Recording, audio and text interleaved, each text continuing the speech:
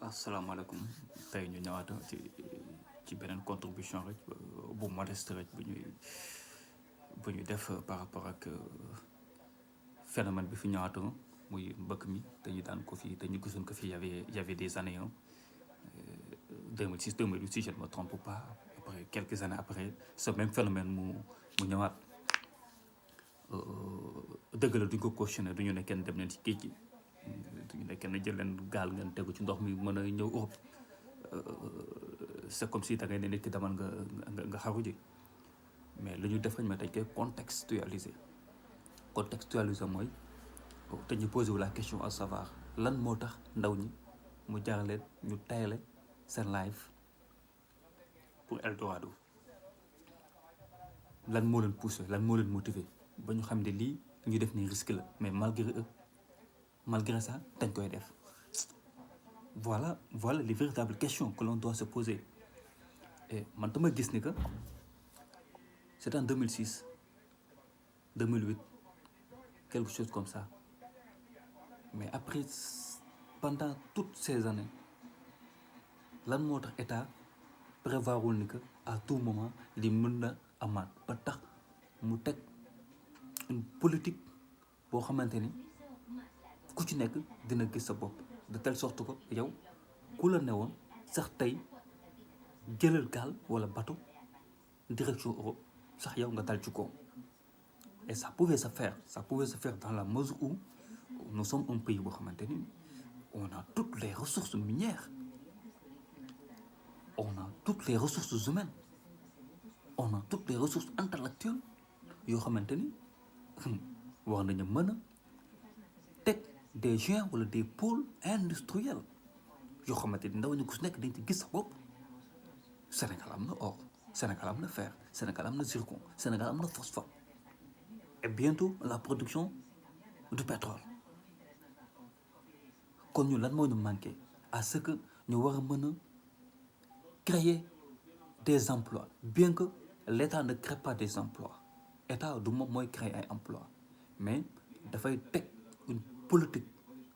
boo xamante ni dafay permettre aux privés wala aux investisseurs ñu mën a créer des industries des sociétés yooyu noonu ñoom ñooy jël ndaw ñi di liggéey ku ci nekk nga gis sa bopp ci li nga ne mais loolu doo ma ne suñu gouvernement yi mënuñu ko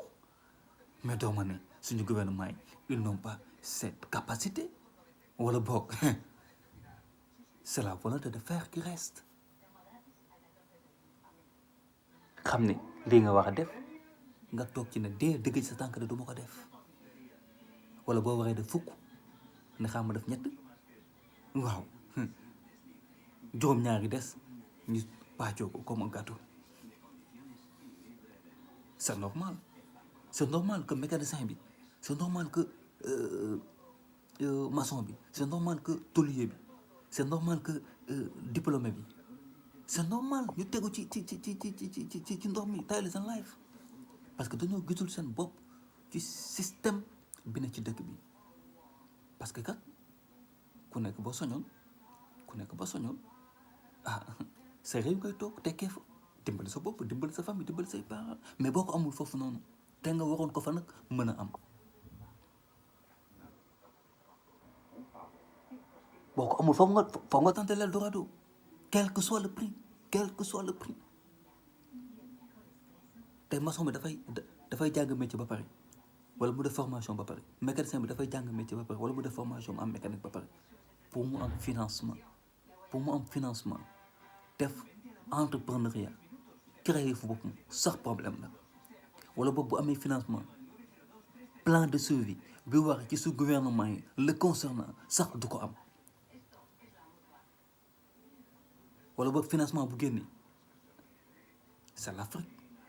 boo bokk seen parti pour nga jot ci problème lay doon loolu sax amul demal ma ñëw jëlal géej gi ak li géeju Sénégal riche yëpp mool bi mënu ci gis boppam nappkat bi mënu ci gis boppam te mu waroon ci mën a am teranga bu dul jeex parce que lan tous les contrats que l'on signe avec les cargos internationaux ne sont que des contrats néfastes qui ne nous arrangent pas te ñu exploite géej gi comme nu mu leen neexee et du coup yow mi nga xamante ni sénégalais nga te nga waroon ci mën a tedd doo ci mën a tedd parce que yàqu na.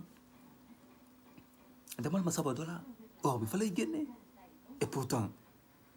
la population de cette zone bokk nañu si couche bi gën a vulnérable couche bi gën a pauvre au Sénégal.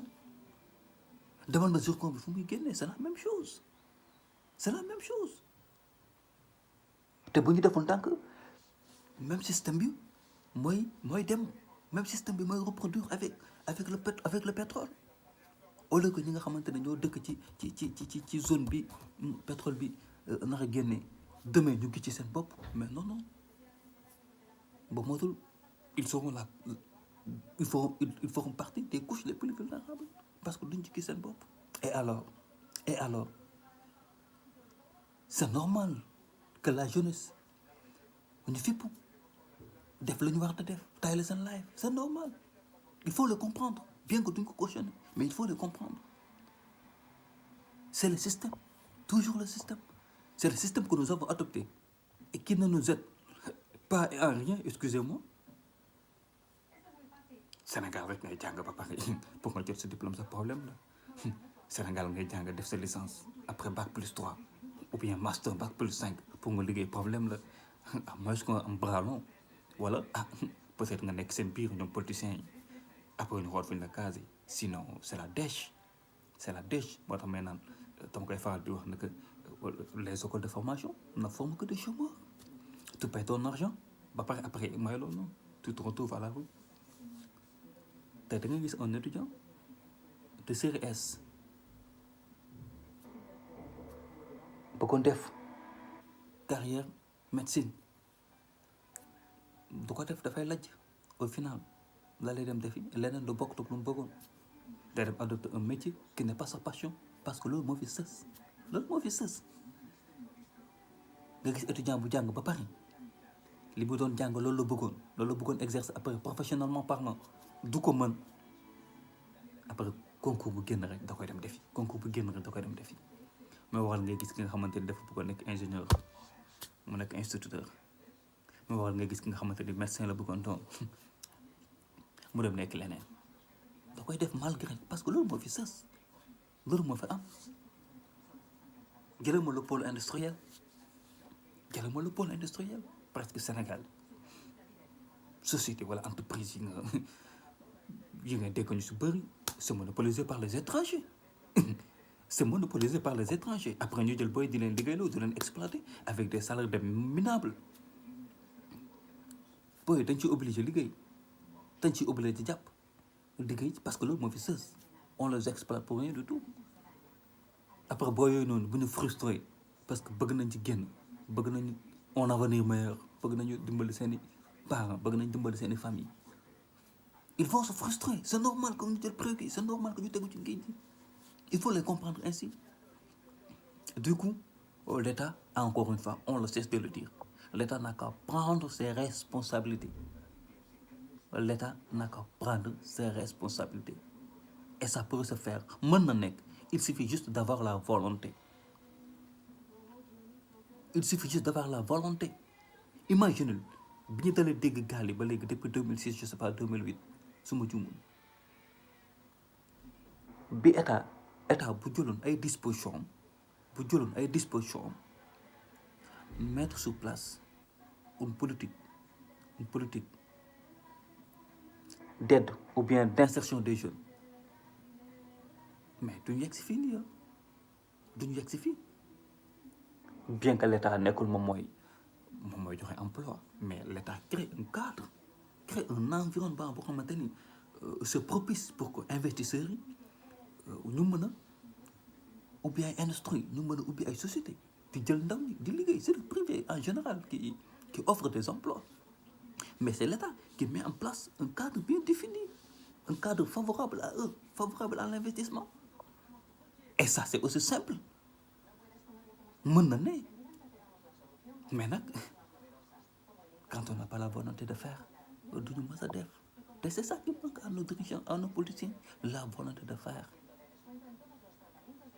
moo tax loo ci gis on est toujours en retard parce que cette jeunesse bi nga xamante ni moo waroon tabax Afrique cette jeunesse bi nga xamante ni moo waroon tabax Sénégal c'est cette jeunesse qui part mooy jël yeneen destination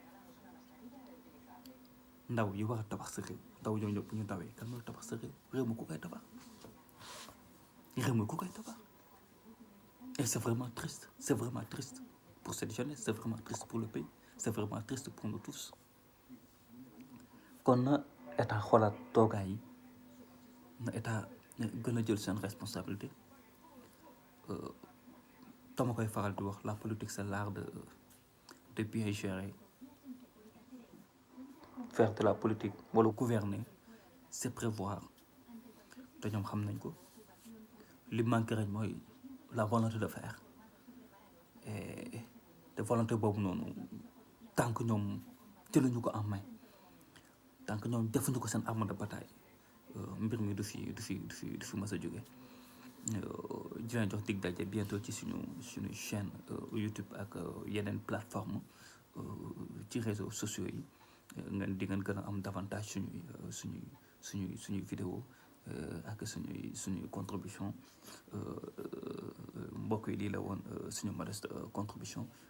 wasalaamaaleykum wa rahmatullah